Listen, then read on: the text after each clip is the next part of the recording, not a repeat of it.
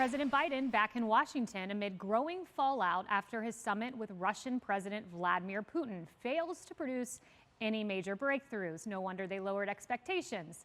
Now we know why President Biden may have decided not to hold a joint news conference with Putin. Biden getting testy with American reporters on the world stage yesterday as he faced questions on his relationship with China's leader Xi Jinping, along with Putin's behavior. Is there going to become a time where you might call him, old friend to old friend, and ask him to open up China to the World Health Organization investigators who are trying to get to the bottom of COVID-19? Let's get something straight. We know each other well. We're not old friends. It's just pure business. Why are you so confident he'll change his behavior, Mr. President? Yeah, I'm not confident he'll change behavior. What do you do all the time? So when did I say I was confident? You said in the next 6 months you'll be able to determine. What I said was, let's get it straight. I said what will change their behavior is that the rest of the world reacts to them and it diminishes their standing in the world. I'm not confident of anything. I'm just stating the fact. So how does that account to a constructive meeting as President Putin? If you don't understand that, you're in the wrong business.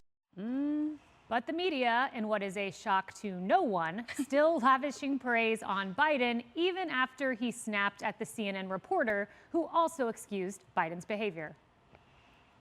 I do appreciate the president's apology, but it is not necessary. I will say this, President Biden did the right thing. It was nice that he did that. It's just an interesting posture. I viewed it at one point, I wrote Professor Biden because I thought he was trying to basically be above it, be above the meeting. And that is the test and perhaps the legacy-defining moment for President Biden, whether his personal relationships will change anything. I can't think of a more successful diplomatic trip in the 21st century than this one. Wow. Buck, we will get to the media in a moment, but starting with you, one of my key takeaways from all of this was the fact that President Biden was harder on Republicans, calling us phony and fractured while on foreign soil, harder on Republicans than he was on our adversary, Vladimir Putin. And we got a little sneak peek, our producers confirmed this, at Biden's note card after his G7 meeting during his press conference. Let's put it on the screen. Here's what his note card said. DOJ talking points, June 13th, 2021. Trump abused power. Trump DOJ out of control. Now we have to clean it up. I've made it clear this DOJ will reflect my values and principles and priorities, not Donald Trump. These are his scripted talking points on foreign soil after he absolutely skewered President Trump for bringing his name up when he was in Japan.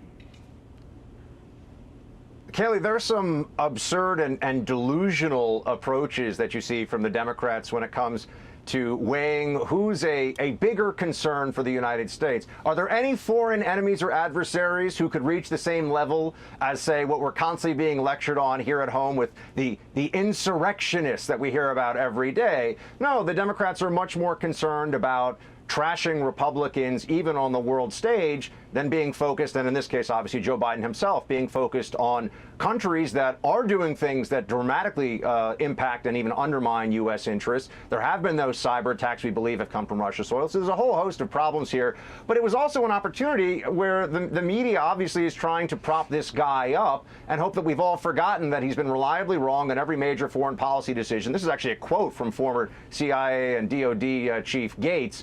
Reliably wrong for 40 years. We all know it. I mean, he was even wrong about the bin Laden raid. This guy manages to get everything wrong his entire life. And now they're telling us not only does the emperor have clothes, but don't pay attention when he wanders into the wrong room and forgets where he is. It's getting to be a bit too much. It is. Morgan, the press shop came out ahead of this summit and said, don't expect deliverables. I'm paraphrasing there. But meanwhile, Biden was able to deliver a pair of aviators, a pipeline, and much more. A list of infrastructure Putin's not allowed to attack, which makes you think, you know, what is he allowed to attack? It should be, don't attack any of our infrastructure. Yeah, so good points, Kayleigh. I like the aviators, by the way, but I see two different things going on here. One, from a staffing perspective, they have got to stop coddling the president. It reminds me, remember when Hillary Clinton was first running for office? I can't remember if it was 2008 or 16, and her staff tried to create that rope line to keep journalists away from her, and all the journalists freaked out, as they should have. It's the same sort of behavior, and it's sort of like his staff is screaming, there's nothing to see here, there's nothing to see here. And the more you say that, the more people look, right? And so they need to stop coddling him. He's the leader of the free world. And if there's something that they're trying to protect him from, then the American people need to know about that. So that's one on a staff side. On the second side, this was not a summit. I don't know why they called it a summit. These were strategic stability talks that happen all the time between world leaders. We have these constantly between President Trump, Mike Pompeo, and his counterparts. Not every diplomatic meeting is meant to have some huge breakthrough and some huge outcome. I think both sides agreed to return ambassadors, which is low-hanging fruit. Both sides were filling each other out, right? I think Putin was trying to look at President Biden and all of the people who they worked with under the Obama-Biden administration that let him invade Crimea with no consequences and go, all right, this same group let me invade Crimea. Is it all going to be the same, or is this just still big words, big talk, no action? Yeah, that's a great question. So, Kayleigh, what was the answer that they got, do you think? Yeah, that's a great question. Yeah, I mean, that's Morgan, you bring up the point really for the day, and that is, what did they see when they looked at our people? Right, and I think they saw weakness, in my view, versus when you look at President Trump, when he wouldn't greenlight the Nord Stream 2 pipeline, he put onerous sanctions, expelled Russian diplomats, energy independence. There's so many things he did. But meanwhile, our adversaries watch President Biden, and I have a soundbite here. This is what they see when President Biden does his press conference.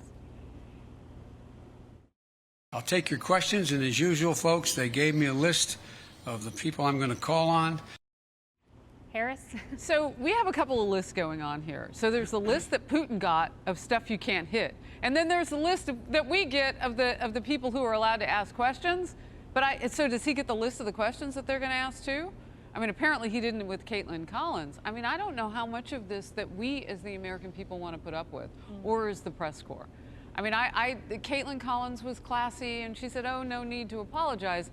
But actually, there is a need to apologize for having gone second. Let the first guy from Russia go longer than you do and then get snappy with the reporters, and the other guy kills people. Right. Right. Like, he comes off looking better and more together than the person who is there to answer the American reporters' questions.